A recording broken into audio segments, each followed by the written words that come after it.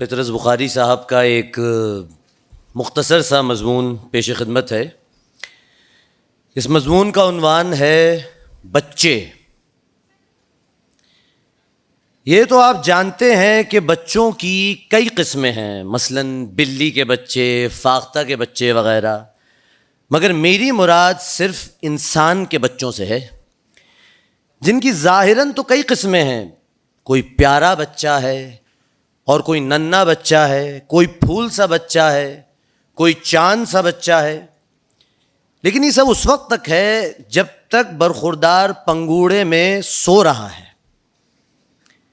جہاں بیدار ہونے پر بچے کے پانچوں حواس کام کرنے لگے، بچے نے ان سب خطابات سے بے نیاز ہو کر ایک الارم کلاک کی شکل اختیار کر لی۔ یہ جو میں نے اوپر لکھا ہے کہ بیدار ہونے پر بچے کے پانچوں حواس کام کرنے لگ جاتے ہیں، یہ میں نے حکماء کے تجربات کی بنا پر لکھا ہے، ورنہ حاشا و کلا میں اس بات کا قائل نہیں۔ کہتے ہیں بچہ سنتا بھی ہے، دیکھتا بھی ہے، لیکن مجھے آج تک سوائے اس کی قوت ناطقہ کے اور کسی قوت کا ثبوت نہیں ملا۔ کئی دفعہ ایسا اتفاق ہوا ہے کہ روتا ہوا بچہ میرے حوالے کر دیا گیا ہے کہ بھائی ذرا اسے چپ کرانا۔ میں نے جناب اس بچے کے سامنے گانے گائے ہیں، شعر پڑھے ہیں، ناچ ناچے ہیں، تالیاں بجائی ہیں، گھٹنوں کے بل چل کر گھوڑے کی نقلیں اتاری ہیں، بھیڑ بکریوں کی سی آوازیں نکالی ہیں، سر کے بل کھڑے ہو کر ہوا میں بائیسیکل چلانے کے نمونے پیش کیے ہیں، لیکن کیا مجال جو اس بچے کی یکسوئی میں ذرا بھی فرق آیا ہو، جس سر پر اس نے شروع کیا تھا اس سے ذرا بھی نیچے اترا ہو۔ اور خدا جانے ایسا بچہ دیکھتا ہے اور سنتا ہے تو کس وقت؟ بچے کی زندگی کا شاید ہی کوئی لمحہ ایسا گزرتا ہو جب اس کے لیے کسی نہ کسی قسم کا شور ضروری نہ ہو۔ اکثر اوقات تو وہ خود ہی سامع نوازی کرتے رہتے ہیں، ورنہ یہ فرض ان کے لواحقین پہ عائد ہوتا ہے۔ ان کو سلانا ہو تو لوری دیجیے، ہنسانا ہو تو محمل سے فقرے، بے معنی سے بے معنی منہ بنا کر بلند سے بلند آواز میں ان کے سامنے دہرائیے، اور کچھ نہ ہو تو شغل بیکاری کے طور پر ان کے ہاتھ میں ایک جھنجھنا دے دیجیے۔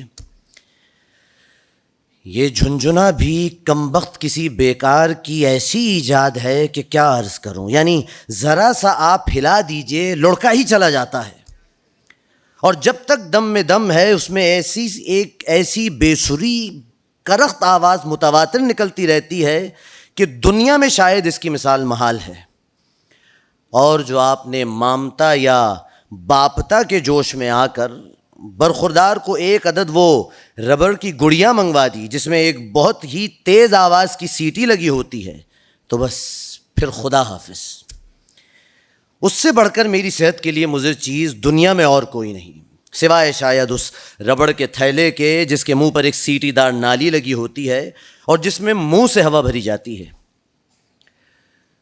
خوش قسمت ہیں وہ لوگ جو والدین کہلاتے ہیں، بدقسمت ہیں تو وہ بیچارے جو قدرت کی طرف سے اس ڈیوٹی پر مقرر ہوئے ہیں کہ جب کسی عزیز یا دوست کے بچے کو دیکھیں تو ایسے موقع پر ان کے ذاتی جذبات کچھ ہی کیوں نہ ہوں، وہ یہ ضرور کہیں کہ کیا پیارا بچہ ہے۔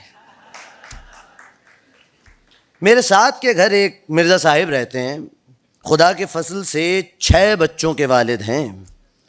بڑے بچے کی عمر 9 سال ہے، بہت شریف آدمی ہیں۔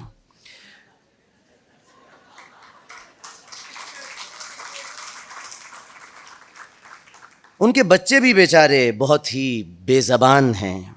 جب ان میں سے ایک روتا ہے تو باقی کے سب چپ کے بیٹھے سنتے رہتے ہیں۔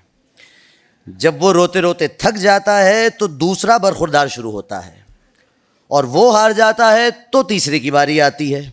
رات کی ڈیوٹی والے بچے الگ ہیں، ان کا سر ذرا باریک ہے۔ آپ انگلیاں چٹخوا کر سر کی کھال میں تیل جھسوا کر کانوں میں روئی دے کر لحاف میں سر لپیٹ کر سوئیے، ایک لمحے کے اندر آپ کو جگا کے اٹھا کے بٹھا نہ دیں تو میرا ذمہ۔ انہی مرزا صاحب کے گھر جب میں جاتا ہوں تو ایک ایک بچے کو بلا کر پیار کرتا ہوں۔ اب آپ ہی بتائیے کہ میں کیا کروں. کئی دفعہ دل میں آیا کہ مرزا صاحب سے کہوں حضرت آپ کی ان نغمہ سرائیوں نے میری زندگی حرام کر دی ہے. نہ دن کو کام کر سکتا ہوں نہ رات کو سو سکتا ہوں. لیکن یہ میں کہنے ہی کو ہوتا ہوں کہ ان کا ایک بچہ کمرے میں آ جاتا ہے اور مرزا صاحب ایک والدانہ تبسم سے کہتے ہیں اختر بیٹا ان کو سلام کرو. سلام کرو بیٹا. اس کا نام اختر ہے. صاحب بڑا اچھا بیٹا ہے. کبھی ضد نہیں کرتا, کبھی نہیں روتا, کبھی ماں کو دق نہیں کرتا.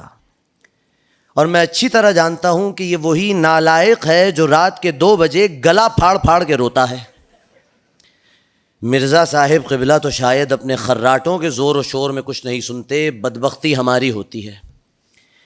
لیکن کہتا یہی ہوں کہ یہاں آؤ بیٹا, گھٹنے پر بٹھا کر اس کا منہ بھی چومتا ہوں. خدا جانے آج کل کے بچے کس قسم کے بچے ہیں.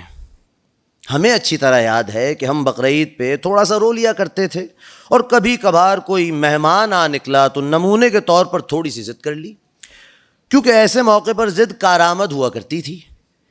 لیکن یہ کہ 24 گھنٹے متواتر روتے رہنا, ایسی مشق ہم نے کبھی بہم نہ پہنچائی تھی. شکریہ.